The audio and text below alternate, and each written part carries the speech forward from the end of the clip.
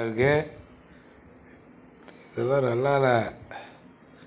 யூடியூப்பில் போட்டால் நல்லதை போடு, நல்லா ஜாலியாக விளையாடு, நல்லா சிரிங்க, டான்ஸ் ஆடுங்க. இதெல்லாம் தேவையானதா? எவ்வளோ திமிராக இது பண்ணுறீங்க. இதெல்லாம் அடுக்காமல் அழியாதானே அழியுது மக்கள். ஏன் வேறு இதெல்லாம் பண்ண வேண்டியதானே? உனக்கெல்லாம் யூடியூப்பில் வேறு எதுவும் போடுறதுக்கு இல்லையா? நல்லா ஜாலியாக இருக்கிறத போடு, நல்லா விளாடு. லூசுப்பாய